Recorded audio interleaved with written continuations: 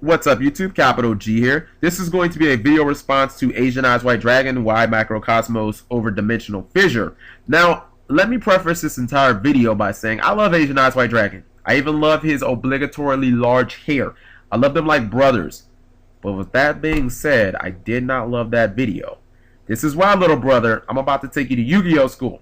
Now, you did a video response to me about a year ago, and the subject was hand traps. So I feel like it's only fair that I do one back, because when you compare Macrocosmos to Dimensional Fissure from either a competitive or just a practical standpoint in this meta, it's not even close. Let's start with the INZEKTOR match.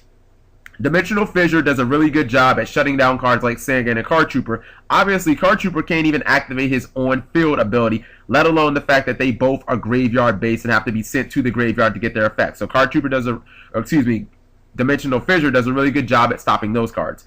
The problem is Macrocosmos does the same exact thing. The difference is Macrocosmos takes it one step further. No cards can be sent to the graveyard at all. This means that cards like INZEKTOR Ladybug, INZEKTOR Hopper, and INZEKTOR Hornet cannot be sent to the graveyard to activate on-field INZEKTOR's effects. So you're essentially doing the same thing that Skill Drain does against the deck. You're shutting down the entire deck. Nothing can basically resolve. This is where Macrocosmos just completely outshines Dimensional Fissure.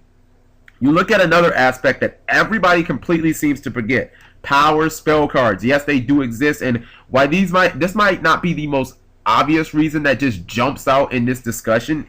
In a 7 to 8 round regional, this could come up and it could be the difference between you winning a game and you losing a game, and that could be the difference between you top 8ing an event and you just having a pretty decent finish. You look at cards like SPELLBOOK Tower, SPELLBOOK Star Hall, Six Samurai United, Shien's Dojo, INZEKTOR Sword, and Excalibur. All of those cards have to be sent to the graveyard to activate their effects. With a card like Macrocosmos, they can't be, but against Dimensional Fissure, they can be. So your opponent has no reason to not just activate those cards and simply destroy you. But against Macrocosmos, they can't do anything. They can't resolve them. They can't really do much of anything with those cards as long as Macrocosmos is on the field. And specifically against the SPELLBOOK Tower, you look at Macrocosmos. If you had Macrocosmos active versus something like Dimensional Fissure, all those spellbooks that they try and rack up, where, you know, they can send them back to their deck and draw cards, all those cards would have been banished. So not only does the on-field effect of when it's destroyed, you get to, you know, get a spellcaster monster, not only is that not going to activate, but your opponent can't send those cards back and draw. Like, they can't do that card effectively at all. So again, Macrocosmos just completely wins. You look at versus Mystical Space Typhoon. This is probably one of the pinpoint things that you need to take from this video, guys. Against MST, and this is especially important against decks like Spellbooks, against decks like Mermills. Let's say you're playing against Mermills with Dino Rabbit, which is already a very favorable matchup for the Dino Rabbit player. And you have SABERSAURUS, and then you set 2 cards and you activate Dimensional Fissure. Your opponent has a MST, and chances are if they have MST, they probably won't have like a Heavy Storm or any other spell or trap removal because the odds are very low. What do you think they're going to use MST on? Like, this is the most obvious one. Like, they're going to MST that one card that shuts down their complete deck. Like, that completely stops almost everything in the deck outside of Deep Sea Diva from resolving and from being able to, you know, let them do what they want to do.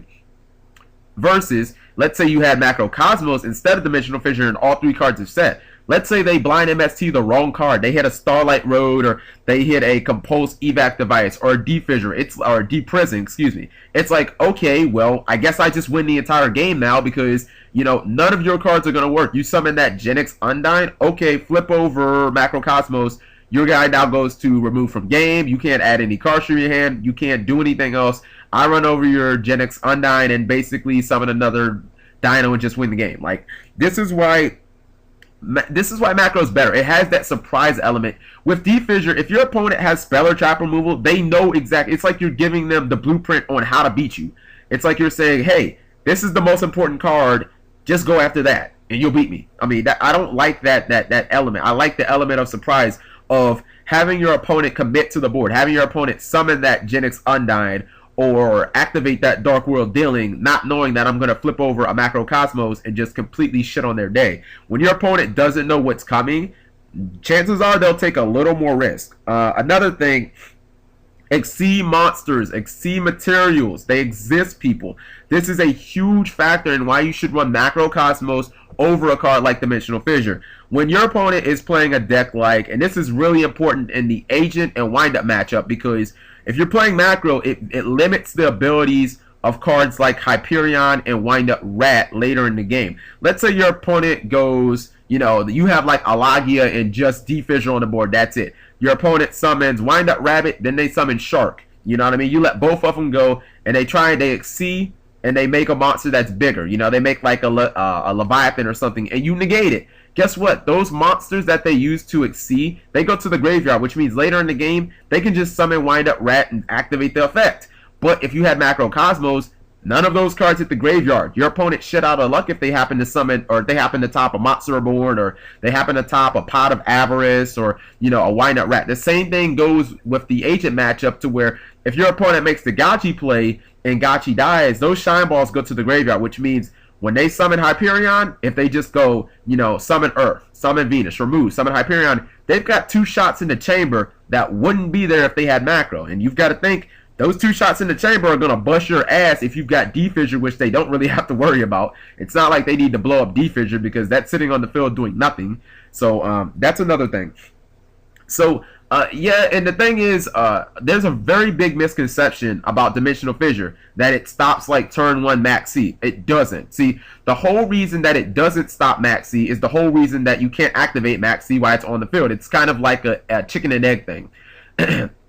Max C has to be sent to the graveyard as a cost. That's how it activates. Which means if your opponent activates Dimensional Fissure, you can simply say, chain Max C. Max C is in the graveyard as a cost before Dimensional Fissure has actually resolved. Yeah, your Dimensional Fissure might be on the board, but it hasn't actually resolved yet. So it's the same reason why if your opponent flips over Call of the Haunted and you MST it, they don't get anything, because the card hasn't actually resolved. Which means, let's say you were going first, your opponent chains that Max C, so you can either do 1, and you had, like, let's say you're playing Nano Rabbit, you have Rescue Rabbit. You can either go 1, make your Lagia play and let your opponent go +1, or 2, not make your play, take the +1 that you got, except your opponent now knows you have the D-Fissure, so they'll probably try and play around it.